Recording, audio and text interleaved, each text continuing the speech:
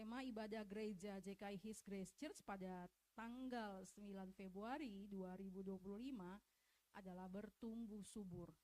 Siapa yang masih ingat tema minggu lalu, saudaraku? Tema minggu lalu adalah melampaui krisis. Udah melewati krisis dan saatnya setiap kita hari ini diberkati dengan firman Tuhan dengan tema bertumbuh subur. Katakan samping kanan kiri, yuk bertumbuh subur. Amin, haleluya. Ya, saudara di sini yang punya tanaman, siapa yang suka menanam? Atau misalnya beli sesuatu, pengennya bunga itu berbuah, berbunga, indah, cantik, dan segar-segar warna hijaunya. Kira-kira ada nggak di antara kita yang senang dengan tanaman? Nggak ada ya? Oh ada ya, iya kan. Tentunya pada saat kita membeli tanaman tersebut, pasti kita mau tanaman kita, ya kan? Apakah bunga atau pohon itu bertumbuh subur, bukan? Benar tidak? Iya kan? Nggak mungkin istilahnya ya kita beli sesuatu terus nanti paling dia cuma sebulan biarin aja gitu terus ganti lagi. Enggak lah ya, saya percaya kita membeli, kita merawatnya dan kita mau tanaman kita tumbuh subur. Nah, oleh karena itu kita buka terlebih dahulu firman Tuhan dari Mazmur 92 ayat 13. Inilah yang menjadi landasan dari tema kita bertumbuh subur dari Mazmur 92 ayat 13. Ya, kita baca untuk menghormati tentang kebenaran firman Tuhan, untuk menghormati firman Tuhan yang berkuasa, yang dahsyat, yang luar biasa. Saya mengundang Bapak Ibu untuk kembali bangkit berdiri. Mari kita berdiri. Kita membaca bersama-sama Mazmur 92 ayat 13. 3, 2, 1. Orang benar akan bertunas seperti pohon korma, akan tumbuh subur seperti pohon aras di Libanon. Amin. Silakan duduk Bapak Ibu. Orang benar akan bertunas seperti pohon korma, akan tumbuh subur seperti pohon aras di Libanon. Bapak Ibu pastinya sudah sering atau mungkin ya pastinya sering lah ya kita sering beribadah dan membaca, tapi kalau ada yang baru beberapa kali hari ini kita semuanya diberkati dengan kebenaran firman Tuhan yang berkata orang benar. Saudara hayati sama-sama, saya juga menghayati, akan bertunas seperti pohon korma, akan tumbuh subur seperti pohon aras di Libanon. Amin. Kita buka slide berikutnya saudaraku. Pohon korma. Nih, pohon korma saudara. Saudara di sini pasti tentu pernah makan buah kurma kan? Enak nggak? Enak ya? Enak ya pastinya ya. Nah, pohon kurma ini merupakan sedikit latar belakang tentang pohon kurma ini. Merupakan keluarga dari tanaman palem saudaraku. Antara lain itu pohon kelapa, ya kan? Kelapa sawit dan palem. Nah, setiap kita ya kayak orang Sumatera itu punya marga. Sulawesi juga punya farm ya. Nah, palmnya mereka ini yang namanya itu keluarganya dari tanaman palm, dalam bahasanya itu apa ya, cirea ya gitulah gitu ya. Tapi dia ini merupakan satu keluarga dengan pohon kelapa, kelapa sawit dan palem saudaraku. Namun pohon kurma ini mempunyai karakteristik keunikan, nilai lebih. Benihnya itu spesial pohon kurma ini, di mana hanya pohon kurmalah yang dapat tumbuh subur di padang gurun, saudaraku. Jadi dalam satu keluarga kita lihat kan, dalam satu keluarga misalnya bapak ibu saudara dikaruniai lebih dari satu orang anak, pasti ada berbeda-beda karakteristiknya, benar nggak?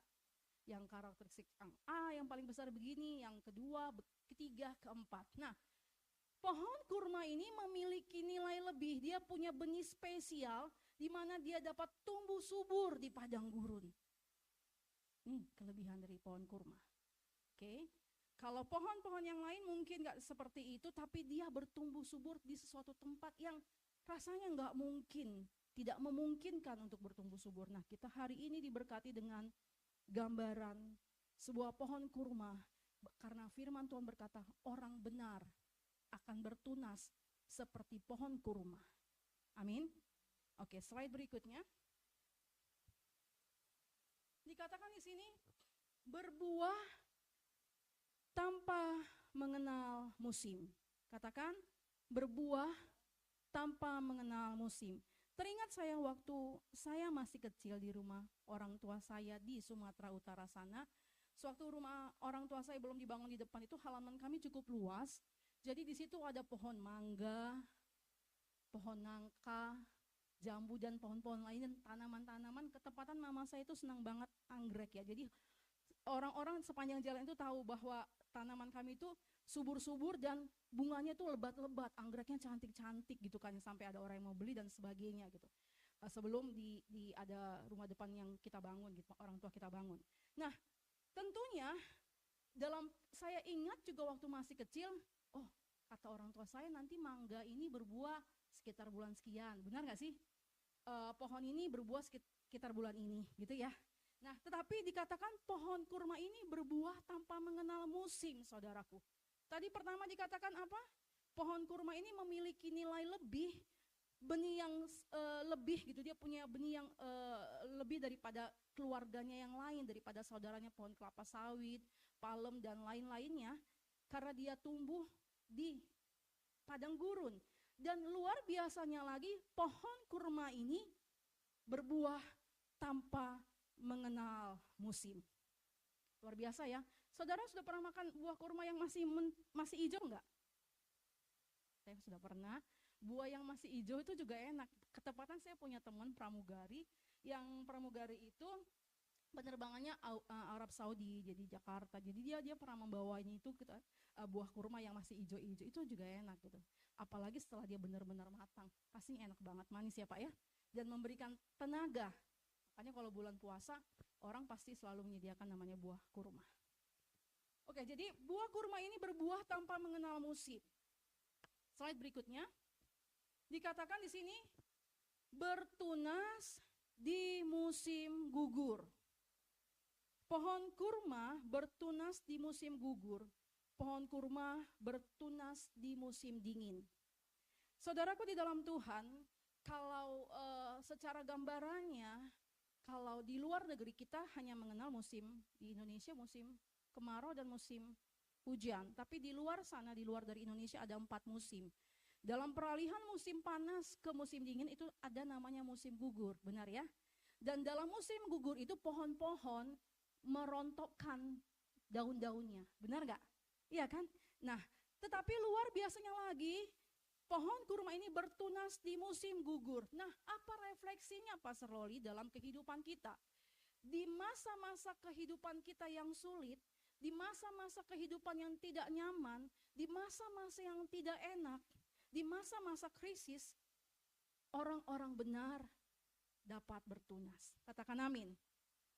Di masa-masa krisis, di masa-masa sulit, di masa yang tidak enak, orang benar akan dapat bertumbuh subur dan berbuah. Katakan amin. Jadi saudara, kalau dan saya, kalau sedang menghadapi sebuah keadaan yang sulit, sebuah keadaan yang tidak enak, tidak nyaman, krisis misalnya, hal apapun yang saudara gambarkan dalam suatu situasi yang menggambarkan hal itu tidak enak, berarti siap-siaplah saudara yang tertanam di dalam Tuhan akan bertunas dan menghasilkan buah yang manis dan lebat. Mau gak saudaraku? Mau ya? Siapa yang mau? Amin ya, kita semua mau. Jadi bertunas di musim gugur. Kalau di musim-musim gugur, pohon-pohon di negeri yang ada 4 musim, dia menggugurkan daun-daunnya. Tetapi bagi kita orang percaya, orang-orang benar, disitulah kita bertumbuh subur. Katakan amin. Nah, slide berikutnya dikatakan apa saudaraku? Bertumbuh dan berbuah dengan baik dalam cuaca ekstrim. Luar biasa ya tadi. Pertama-tama tadi dikatakan bahwa dia bertumbuh. Apa saudaraku yang pertama tadi dikatakan? Iya, dia karakteristik pohon kurma ini berbuah tanpa mengenal musim, ya kan? Dan kemudian bertunas di musim gugur, dan dikatakan bertumbuh dan berbuah dengan baik dalam cuaca ekstrim. Seperti tadi dalam musim gugur, peralihan dari musim panas ke musim dingin, dan pohon-pohon itu menggugurkan daun-daunnya. Tapi bagi saudara dan saya yang punya benih spesial, kan pohon kurma punya benih spesial ya. Benar nggak? Dibanding saudara-saudaranya pohon kelapa sawit, pohon kelapa, pohon palem, dia itu punya benih spesial sehingga dalam cuaca ekstrim dia bertumbuh dan berbuah dengan baik. Katakan amin. Oke, slide berikutnya kita belajar dulu mengenai karakteristik dari pohon kurma ini supaya kita dapat mengambilnya buat kita. Karena saudara dan saya digambarkan seperti pohon kurma. Amin. Oke, kita baca bersama-sama apa yang dikatakan. Orang benar dapat bertunas, bertumbuh subur, dan berbuah di masa krisis. Nah, saudara mungkin bertanya, apa itu orang benar? Orang benar adalah orang yang telah dibenarkan oleh darah Yesus. Saudara dan saya adalah orang benar karena saudara dan saya telah dibenarkan oleh darah Yesus. Saudara dan saya percaya kepada Tuhan Yesus. Saudara dan saya percaya bahwa saudara punya dosa-dosa. Saudara dan saya punya kesalahan, kejahatan, hal-hal yang memalukan, hal-hal yang tidak baik. Tetapi semua di masa lalu itu Tuhan sudah hapus. Amin. Telah dibasuh, ditahirkan dengan darah Yesus. Luar biasa. Maka pada saat saudara percaya Yesus Kristus adalah Tuhan dan Juru Selamat bagi setiap kita, maka katakan, saya adalah orang benar. Nah, orang benar itu adalah orang yang telah dibenarkan oleh darah Yesus. Jadi Bapa Surgawi, Bapa yang Maha Kudus itu melihat saudara sempurna, saya sempurna. Karena dia lihat ada darah Yesus yang menebus hidup kita. Amin. Tadi kami mengikuti sebuah kelas gitu ya saudara. Dan saya dikuatkan juga diberkati dengan arti namanya. Saya udah tahu tapi dihidupkan kembali dengan namanya Aba. Saudara, pada saat saudara berdoa memanggil Aba, Bapa, tahu nggak arti Aba itu dalam bahasa Ibrani adalah sumber, saudaraku. Dalam bahasa Ibrani Aba itu artinya sumber. Jadi pada saat kita berdoa, Aba, Bapa, kita mengatakan, Aba, Engkau adalah sumber kehidupanku. Katakan amin. Apapun yang menjadi doa kita pada saat kita memanggil Bapa, Aba, dialah sumber jawaban bagi setiap kita. Dialah sumber jawaban dari setiap persoalan kita. Dialah sumber jawaban dari setiap proses, kesulitan, tantangan kehidupan kita yang memberikan kita kemenangan. Katakan amin. Jadi Roma 5 ayat 8-9 kita buka terlebih dahulu saudaraku. Apa yang firman Tuhan katakan? Roma 5 ayat 8-9. Kita baca bersama-sama saudaraku. 3, 2, 1. Akan tetapi Allah menunjukkan kasih-Nya kepada kita oleh karena Kristus telah mati untuk kita ketika kita masih berdosa. Sebentar. Dikatakan di sini akan tetapi Allah, akan tetapi Bapa kita, Tuhan Allah yang Maha Kudus itu menunjukkan kasih-Nya kepada saudara dan saya oleh karena Kristus telah mati untuk saudara dan saya ketika kita masih berdosa. Jadi waktu saudara dan saya masih berdosa, saudara dan saya telah ditebus oleh darah Yesus. Amin. Sehingga itulah yang membuat kita pada saat Yesus mati di atas kayu salib, Alkitab mengisahkan, menyampaikan bahwa tabir bait Allah itu terbelah dua, saudara. Artinya sudah tidak ada lagi penghalang kita untuk sampai kepada Bapa melalui karya salib Yesus. Amin. Ayat 9 dikatakan apa? Lebih-lebih karena kita sekarang telah dibenarkan oleh darahnya, kita pasti akan diselamatkan dari murka Allah. Di dalam Kristus Yesus Tuhan tidak ada mudah-mudahan. Di dalam Kristus Yesus Tuhan ada kepastian, makanya kita berkata amin. Amin. Ya, dalam arti kita mengatakan amin berarti terjadilah sesuai dengan firman-Mu ya Tuhan. Ya dan amin, sesuatu hal yang pasti daripada Kristus Yesus Tuhan. Namun kendalanya apakah kita percaya, apakah kita beriman untuk hal tersebut. Kadang-kadang dalam perjalanannya, kenyataannya kita mendapati diri kita tuh khawatir, cemas, takut. Benar gak saudara? Ya kan, saya pun juga sebagai seorang hamba Tuhan diproses dalam hal itu. Tapi hari demi hari Tuhan mengajari, jangan takut, jangan khawatir. Amin. Ada 365 kali dalam Alkitab dikatakan jangan takut.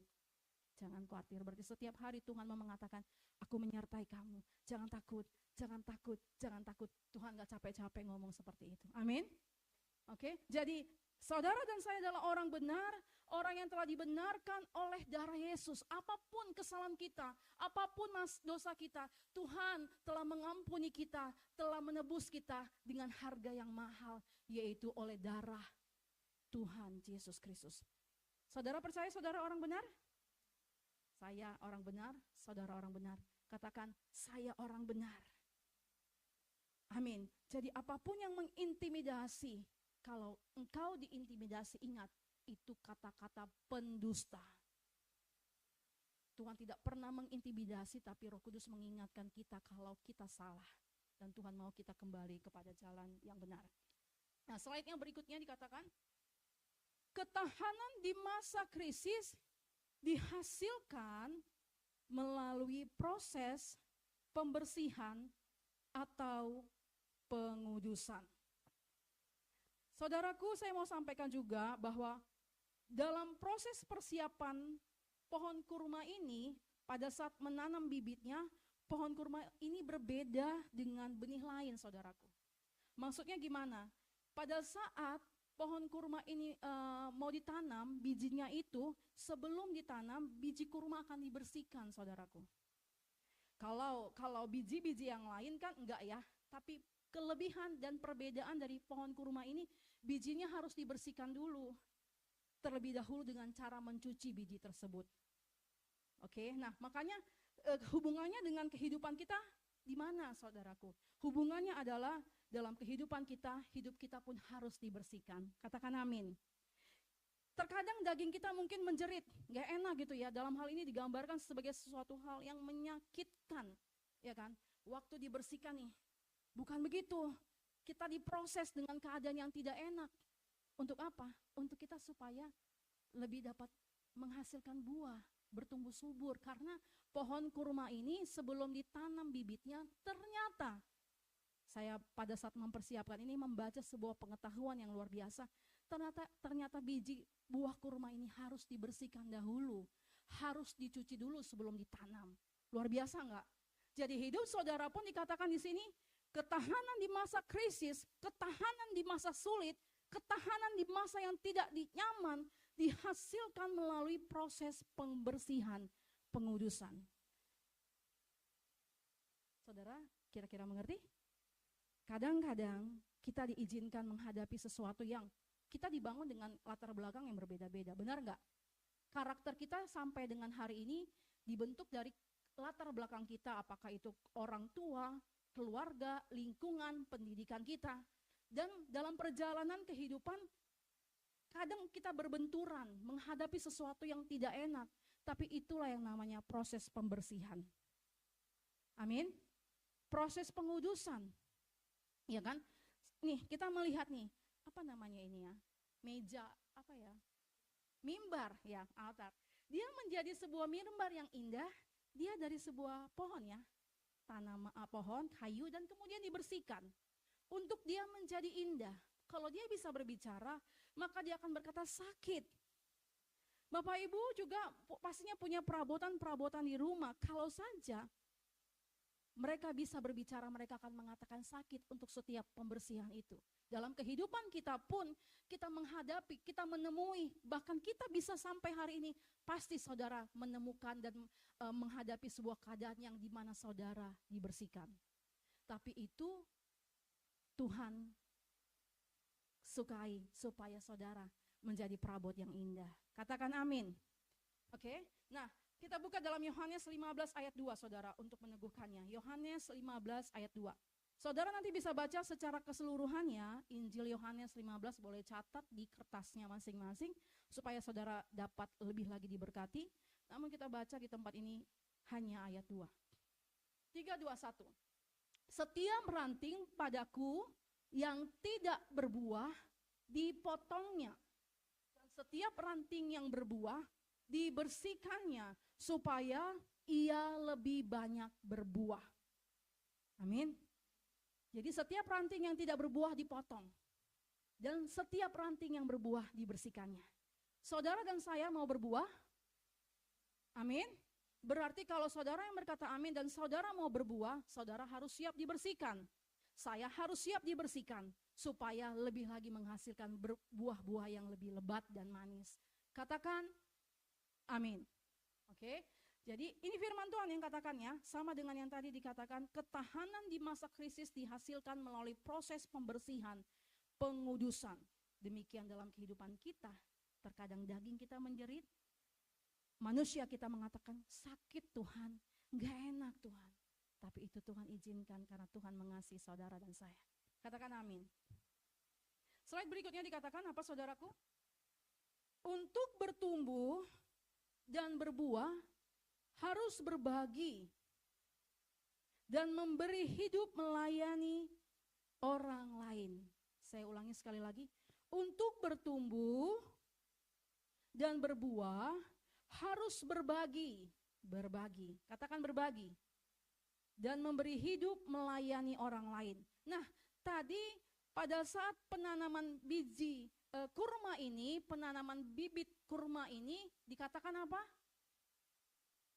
Biji ini harus dibersihkan, dicuci dulu. Makanya hidup saudara dan saya harus dibersihkan, dikuduskan. Dan hal yang luar biasa lagi selain dicuci dahulu biji kurma ini perlu disemai saudara. Di sebuah wadah agar biji itu pecah. Kalau biji kurma itu tidak pecah, selamanya biji itu akan tetap satu biji saja. Tadi yang pertama, biji kurma itu harus dicuci dahulu saudaraku. Ya kan, harus dibersihkan dulu. Yang kedua, dia harus dikatakan perlu disemai di dalam sebuah wadah agar biji itu pecah sehingga menghasilkan buah ribuan pohon dan buah kurma. Jadi kalau dia nggak pecah, dia cuma satu aja, nggak bagus lah hasilnya. Jadi dia perlu disemai saudaraku. Refleksinya dalam kehidupan kita, kalau kita tidak rela, tidak mau memberi diri kita dipecah, memberi diri kita untuk berbagi, untuk diproses Tuhan, maka kita tidak akan mungkin dapat bertumbuh subur saudaraku. Ingat pada saat Yesus mengatakan dalam Yohanes 12 ayat 24, dia rela mati saudaraku. Nanti kita akan perjamuan kudus, dia membagi-bagikan, dia menyatakan kasihnya dengan dia memberikan hidupnya, mati di atas kayu salib buat saudara dan saya. Katakan amin. Kita buka yuk Injil Yohanes 12 ayat 24. Yohanes 12 ayat 24. Kita baca bersama-sama saudaraku di dalam Tuhan apa yang dikatakan oleh Injil Yohanes ini. Yohanes 12 ayat 24. Aku berkata kepadamu, sesungguhnya jikalau biji gandum tidak jatuh ke dalam tanah dan mati, ia tetap satu biji saja. Tetapi jika ia mati, ia akan menghasilkan banyak buah. Yesus Tuhan kita mau dipecah dengan memberikan nyawanya saudaraku. Karakteristik dari biji kurma pada saat penanaman bibitnya, dia harus dicuci terlebih dahulu, dibersihkan. Hidup saya dan saudara pun harus dibersihkan, harus dikuduskan untuk mengalami pertumbuhan yang subur. Biji kurma ini juga perlu disemai supaya dia pecah, gak cuma satu biji aja, sehingga dia menghasilkan ribuan buah kurma, ribuan pohon kurma. Amin. Yesus pun rela mati saudara, dia rela dipecah untuk saudara dan saya. Terima keselamatan itu. Katakan amin. Jadi bagi saudara dan saya orang-orang benar untuk bertumbuh dan berbuah, kita mau berbagi. Kadang-kadang Bapak Ibu pernah gak mengalami, tiba-tiba ada teman atau kerabat atau siapapun datang minta tolong kepada saudara, ya kan? Tolong dulu, padahal saudara melihat tinggal ini aja mungkin gitu ya. Tapi saudara mau merespon karena Tuhan menaruhkan dalam hati saudara, saudara memberi padahal saudara sedang membutuhkan. Saudara juga lagi perlu. Tapi pada saat saudara memberi di tengah keterbatasan saudara, mungkin Tuhan memberkatinya di luar dari dugaan saudara. Siapa yang pernah mengalami itu? Amin ya. Ya kan, secara logika Tuhan aku juga butuh. Tapi kan orang itu dan Tuhan taruhkan hati, ya itu namanya disemai. Berbagi, melayani orang lain, membantu. Sedangkan kita sendiri juga lagi butuh. Kita sendiri juga lagi sangat membutuhkan. Saudara dan saya, berarti orang-orang benar sudah melakukan itu. Katakan amin. Slide berikutnya, dikatakan di sini, masa krisis, masa yang tidak enak, masa yang tidak nyaman, kesulitan yang saudara alami, proses yang saudara sedang jalani, dikatakan masa krisis membentuk otot-otot rohani agar kuat bertahan di segala keadaan dan memenangkan pertarungan. Katakan amin. Saudara, di dalam Tuhan keistimewaan lainnya daripada benih tadi dikatakan setelah dibersihkan, dia disemai. Dan ternyata proses kesulitan, tantangan masa yang tidak enak, krisis itu ternyata membentuk otot-otot rohani kita. Amin. Beberapa waktu yang lalu saya pernah menyampaikan juga mengenai otot iman. Di YouTube saya juga saya pernah menyampaikan tentang otot-otot iman gitu kan ya. Dalam arti gambaran, saudara di sini siapa suka nge-gym? Yang pernah nge-gym? Atau angkat-angkat beban barbel? Iyalah ya kan? Oke. Saudara rela nih beli alat-alat barbel ya Pak ya?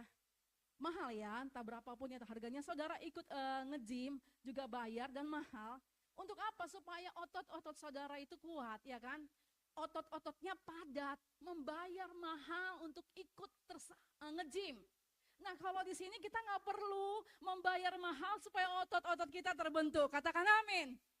Kalau saudara mau terbentuk otot-ototnya, berarti saudara harus siap menghadapi hal yang sulit. Harus siap melewati masa krisis. Karena disitulah otot-otot rohani saudara, otot-otot rohani saya, otot-otot iman kita terbentuk. Katakan amin. Coba lihat tangan kita, udah berotot belum? Ya kan? Kalau kita pergi nge-gym, kita bayar mahal. Berapa Pak bayarnya Pak pada saat Bapak nge-gym? Mahal ya Pak?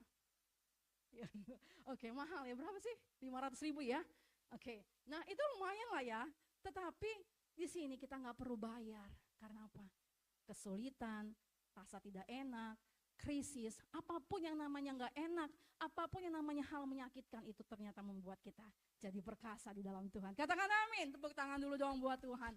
Saudara mau menang dalam segala hal, saya juga mau menang dalam segala hal. Dalam segala hal. Kalau saya ceritakan, saya juga punya pergumulan yang luar biasa, tapi saya percaya itu membentuk otot-otot rohani saya, otot-otot iman saya supaya semakin perkasa di dalam Tuhan. Katakan amin. Oke, slide berikutnya, apa yang dikatakan? Orang benar dan pohon korma. Kalau saudara dan saya orang benar, kita katakan yuk kita ganti orang benar dengan saya. Saya dan pohon kurma. Haleluya. Oke. Nah, apa dikatakan di sini? Orang benar dan pohon kurma. Saya dan pohon kurma.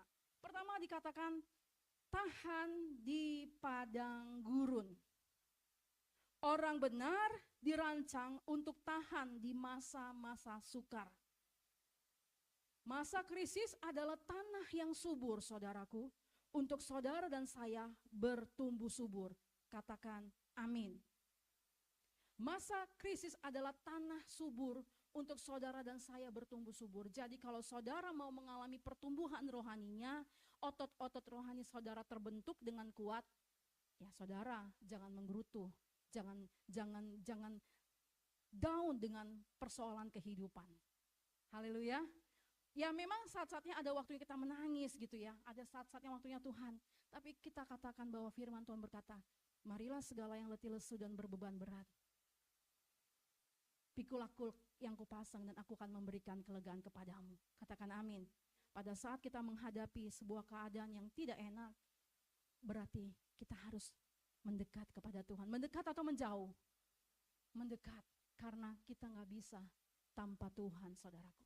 Jadi dikatakan saya dan pohon korma saudara dan pohon korma saudara itu tahan di padang gurun. Amin. Saudara itu tahan di masa kesulitan saudara.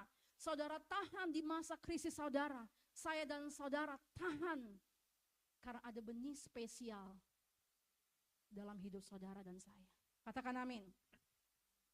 Karena orang benar ini dirancang untuk tahan di masa sukar. Jadi ini sudah dikatakan. Jadi ya kita sama-sama belajar untuk menikmati setiap proses Tuhan. Kalau nggak kuat, saudara bisa call Pastor Ari. Pastor Ari, tolong doakan saya nggak kuat nih. Oke? Saudara bisa meng-call saya juga. Tolong doakan, kita berdoa bersama-sama. Amin. Karena Tuhan akan memberikan kita kekuatan yang luar biasa. Dan kedua dikatakan, saya dan pohon kurma, dikatakan kedua buah yang manis. Jadi saudara dan saya, tadi dikatakan yang pertama tadi itu tahan di padang gurun, tahan di masa-masa sulit, dan saudara dan saya harus berbuah yang manis. Katakan, saya harus berbuah yang manis. Amin. Orang benar mesti menghasilkan buah yang manis yang dibutuhkan orang-orang sekitar. Ya kan? Dibutuhkan orang-orang sekitar. Jadi saudara dibutuhkan oleh orang-orang sekitar saudara. Saya dibutuhkan oleh orang-orang sekitar saya. Maka sabarlah di dalam masa penantian kita sampai buah itu matang dan manis. Saudara pernah nggak sih ambil buah dari pohon dan buah itu belum manis? Rasanya apa ya, Bu? Kecut ya? Asem ya? Nggak enak ya? Jadi kalau buahnya belum matang rasanya kecut. Jadi dalam saya juga belajar gitu kan. Oh ya Tuhan, setiap kita Tuhan sendiri akan mengorbitkan setiap kita. Amin. Kalau kita paksakan belum waktunya, ya masih belum manis. Tapi pada waktunya Tuhan menerbitkan kita. Maka itu akan manis dan menjadi berkat. Katakan amin. Ya kan? Jadi Tuhan mau hidup kita menghasilkan buah yang manis. Jadi siap diproses ya. Dari benih menjadi pohon dan menghasilkan buah. Apakah seperti membalikan tangan? Tidak. Ada waktu. Proses, bahkan sebuah tanaman dipupuk. Pupuk itu kalau mau dikatakan kotoran ya, diberikan pupuk supaya dia subur. Seperti pohon kurma tadi, dia harus disemai, dipecah, dibersihkan, disemai kemudian dan ditanam. Gak enak. Tapi pada waktunya pohon kurma ini menghasilkan buah yang manis. Oke, nah kemudian dikatakan saudaraku di dalam Tuhan ada 9 buah roh, saya dan pohon korma, saudara dan pohon korma. Tuhan mau setiap kita menghasilkan buah roh. Katakan amin. Kita buka Galatia 5 ayat 22 sampai 23. Ada yang hafal? Galatia 5 ayat 22 sampai 23. Tetapi buah roh ialah kasih, sukacita, damai sejahtera, kesabaran, kemurahan, kebaikan, kesetiaan, kelemah lembutan, dan penguasaan diri. Tepuk tangan dulu dong buat saudara yang sudah hafal. Amin. Kalau anak sekolah minggu katakan, kasih sukacita, damai sejahtera, kesabaran, kemurahan, kebaikan, kesetiaan, kelemah lembutan, dan penguasaan diri. Masa sulit, masa krisis, masa tidak enak itu membentuk karakter kita. Anak muda, engkau harus minta sama Tuhan supaya hidupmu menghasilkan buah roh. Jangan nunggu nanti setelah tua. Sedari muda engkau meminta tuntunan Tuhan.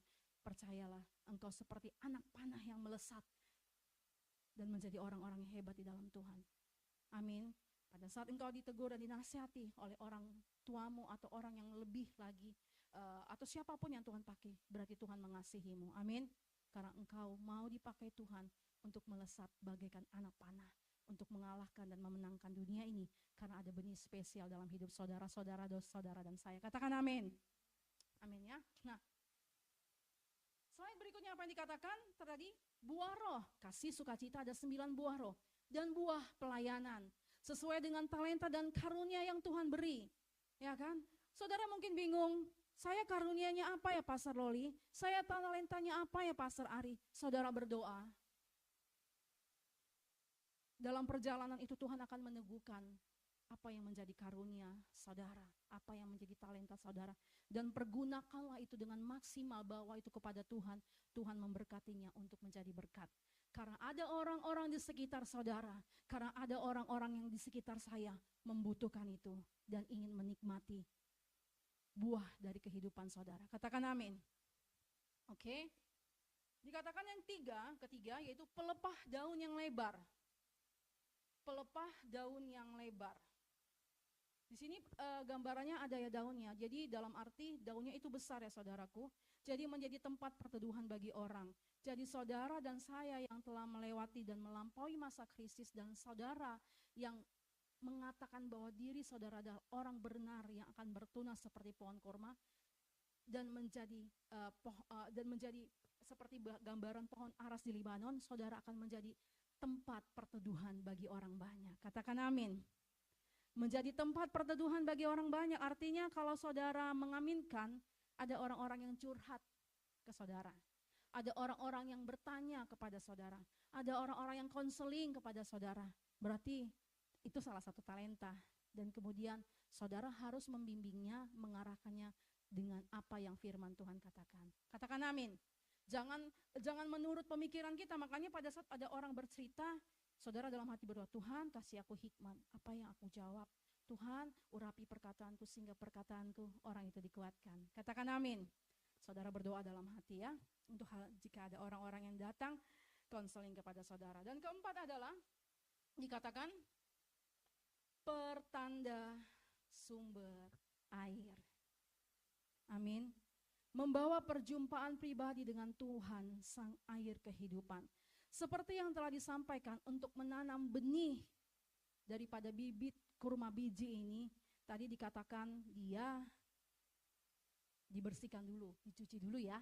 Kemudian disemai dalam sebuah wadah. Dia harus pecah biji itu, jangan cuma hanya satu biji aja, tapi dia harus pecah supaya dia menghasilkan buah kurma yang banyak dan pohon kurma yang lebat gitu ya saudaraku. Dan ketiga, pada saat biji kurma ini ditanam, dengan sengaja diletakkan batu di atasnya.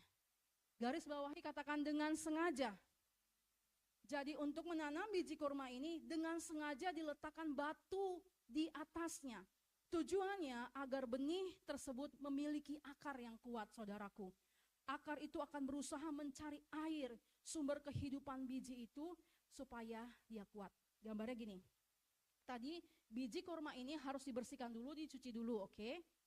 Dan kemudian dia harus disemai dalam sebuah wadah supaya bijinya pecah.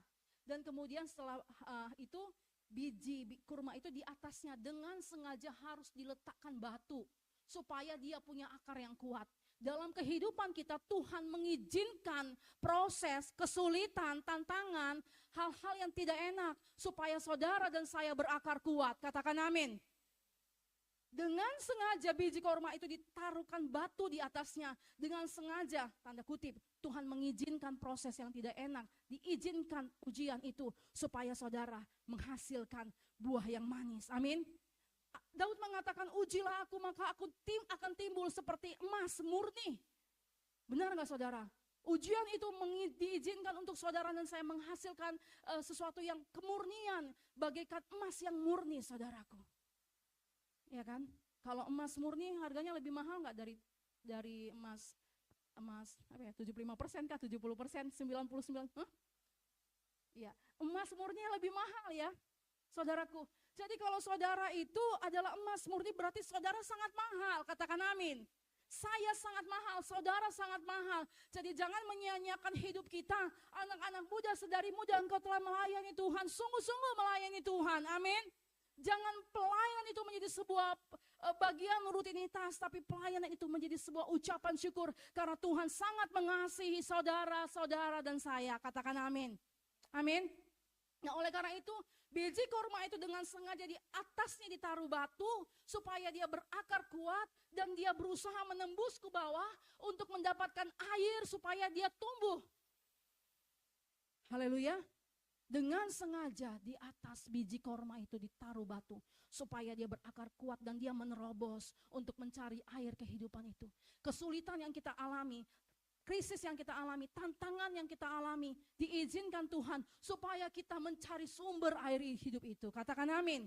Supaya saudara cari Tuhan. Tuhan, aku gak sanggup Tuhan. Tuhan, aku gak mampu. Firman-Nya selalu menguatkan kita. Dia adalah Allah Immanuel yang menyertai saudara dan saya sampai kesudahannya. Katakan amin. Melalui tekanan, melalui kesulitan, ujian, Tuhan mau saudara dan saya berjumpa dengan pribadinya. Katakan pribadi Dia. Bukan hanya berjumpa dengan berkat-Nya, pertolongannya, berkatnya secara materi itu adalah bonus, saya percaya, dan saudara sepakat dengan saya. Amin. Tapi bagaimana kita berjumpa dengan pribadinya? Kalau kita berjumpa dengan pribadinya, saya percaya semuanya akan ditambahkan kepada Tuhan, dan Tuhan akan memberikan kita kemenangan. Bahkan Alkitab mengatakan kita lebih dari pemenang. Amin.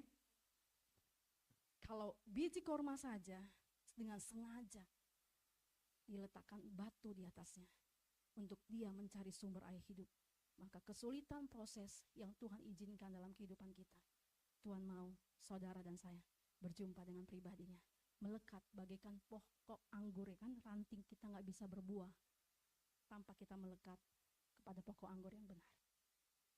Amin.